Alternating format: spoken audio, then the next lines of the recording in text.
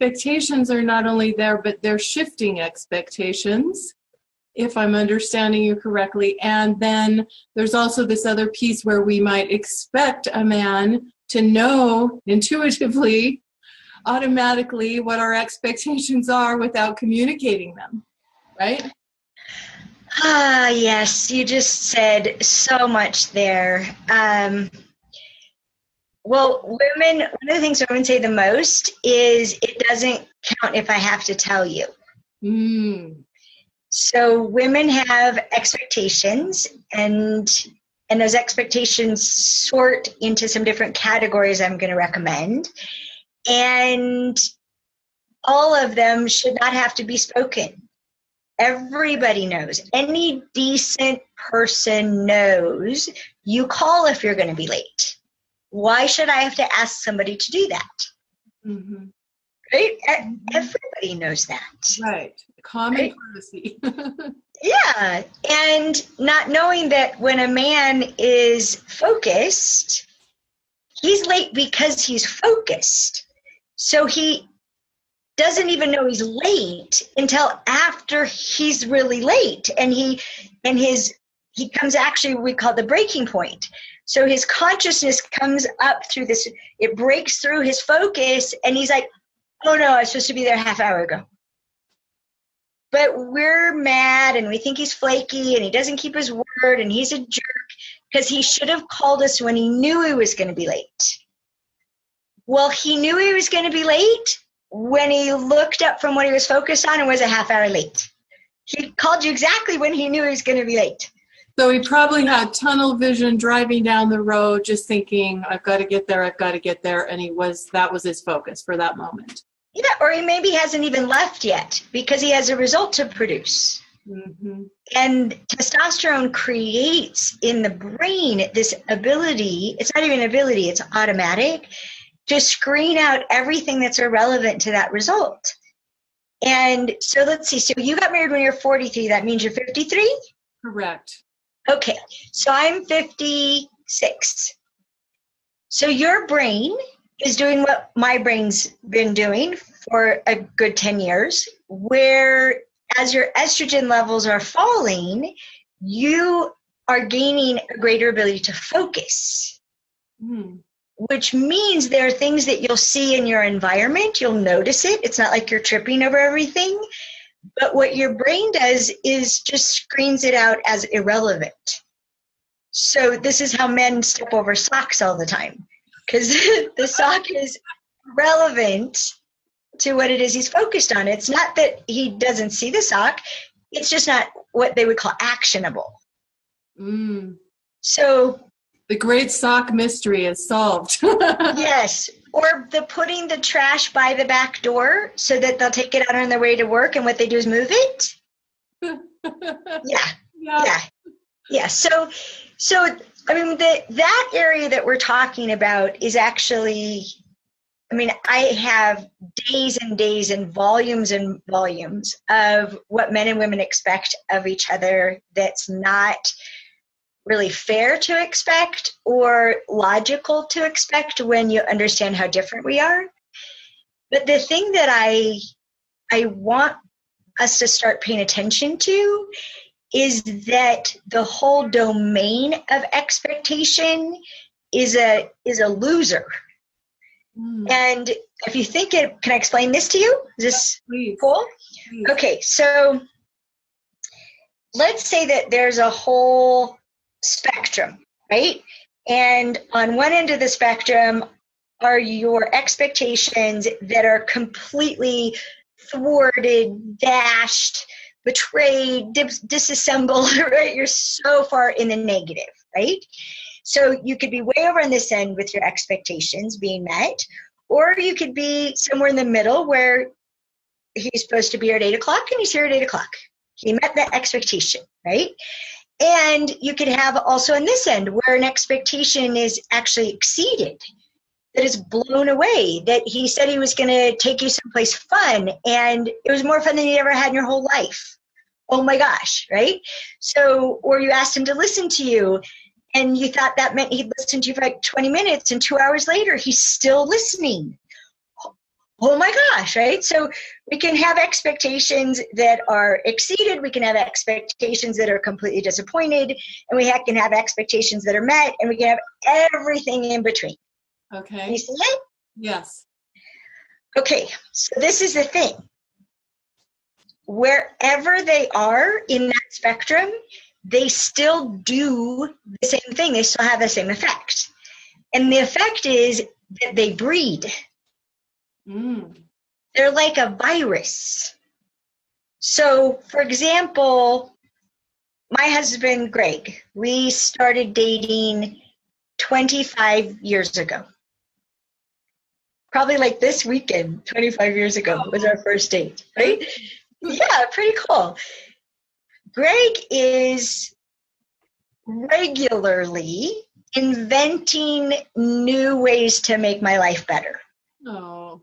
Yeah, that's what he does. He figures out another way to make my life easier, to make my life better, to make it more fulfilling.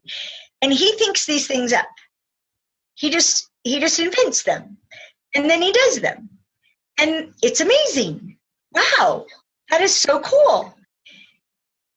But you know what? Even though he invented it and far exceeded any expectation that I had, it still creates an expectation, so much so that when he doesn't do that thing that he invented in the first place, I get mad at him.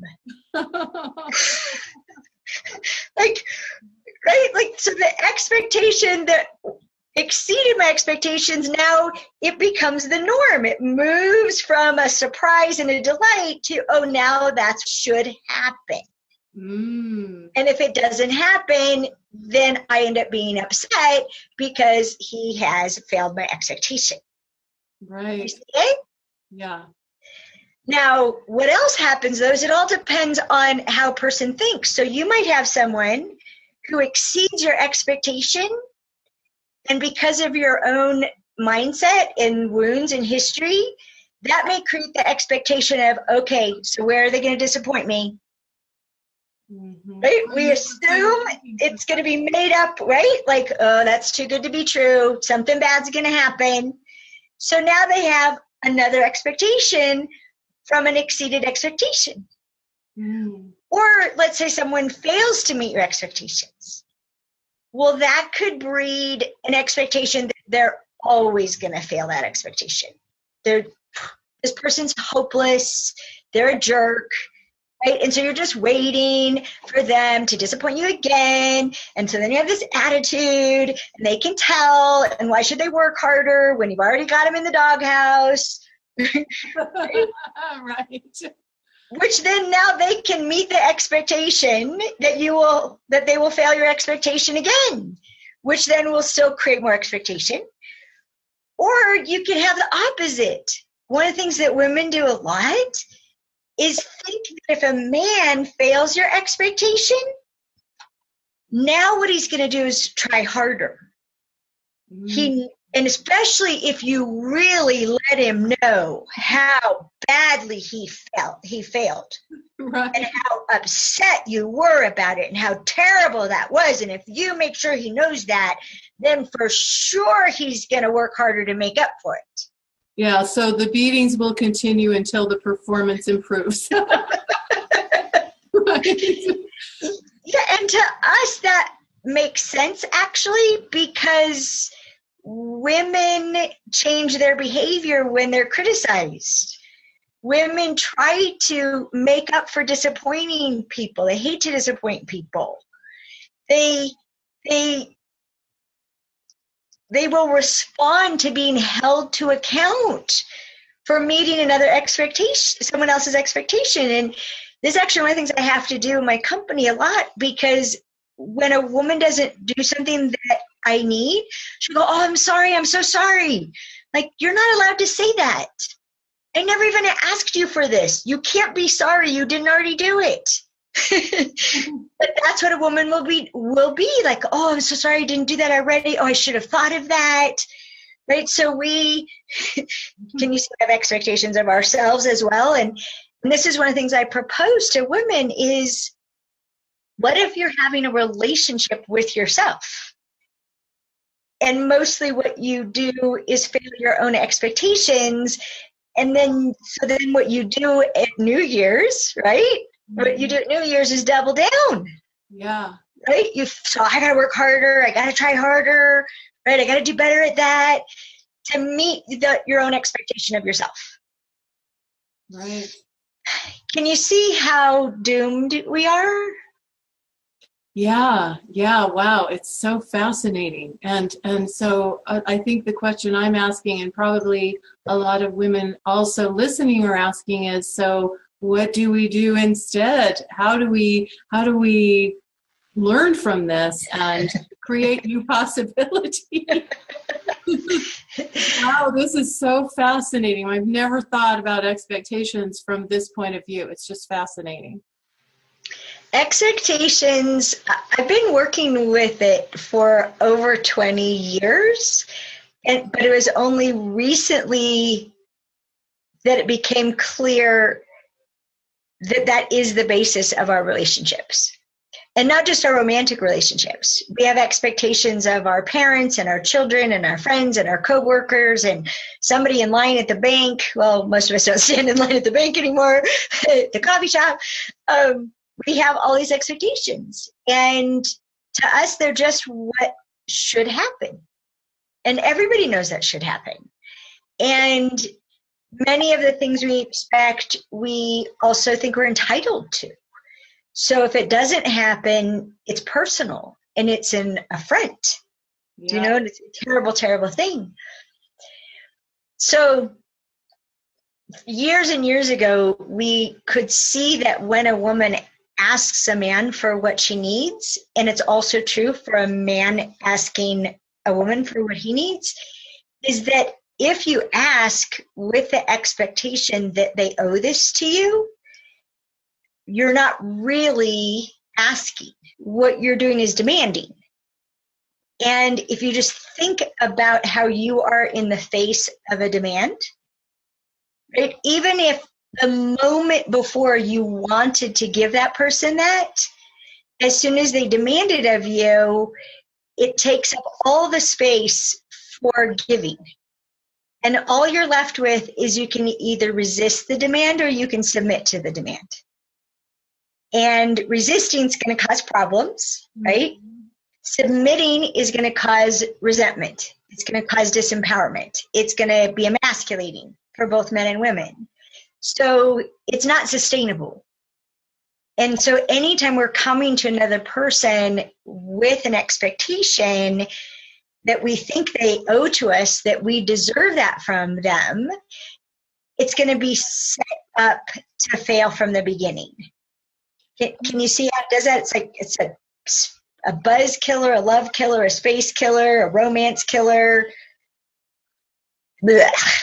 And is that because it will feel, even if it's not spoken that way, at least from our perception, it will feel more like a demand or an expectation rather than a request? Yeah, it'll show up like there's going to be a consequence of them not doing it. And that's what a demand is. A demand has consequences. A real request, a real ask, would you please give this to me? Right? Mm-hmm. Doesn't have a consequence for a no. A no is actually just factual. A no is honest. A no is honoring. No, you can't count on me to do that. Oh, well, thank you. Now I can make other plans. Right. Right? So it's both men and women are really sensitive to the energy of demand. And men will most likely resist demands because they feel the emasculation of the submitting so keenly. They don't do submit very well. It affects them actually hormonally to submit. It'll cause depression. It's really not a good thing.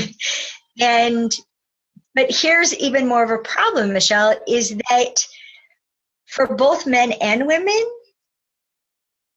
if we need something or something really matters to us, if we don't think we deserve it from that person, we're unlikely to ever ask for it. We mostly only ask for what we think we're entitled to, what we think we deserve, what we think we're owed, what we think we've already earned, what we think someone's supposed to give to us. We call it ordering from the menu. We only ask for what we think is already on the menu, what they already said yes to or should have said yes to. So if we need something that we think we haven't earned, we won't ever ask for it. So we mostly only ask for the things we have earned. And when we get a submit or resist response, then that leads us to the conclusion that people don't want to give us what we need and we can't count on anybody. And since men mostly resist instead of submit, they're the ones that we can count on the least. Women are more likely to submit than resist because instinctually we want to be liked. We survive by being liked. Right. So we'll be kind of undercover resistors. We'll do the bare minimum to make it look like we submitted when we're also resisting. And so all this starts with these, can you see the expectations just keep piling up into something that is untenable? And for most men, they get to the point very quickly where they just throw up their arms and say, I can't win. I can't win. I can't win with you. And if he doesn't agree that you're entitled to that expectation from him, then he loses. If he submits, he loses. If he resists, he loses. Basically, we just want a man who'll do everything all our way, without us ever having to ask. Yeah, how's that going, right? Exactly. And we wonder why someone doesn't want to sign up for a lifetime of that, even though we've dated them for 9 months, at which point they're supposed to sign up for a lifetime.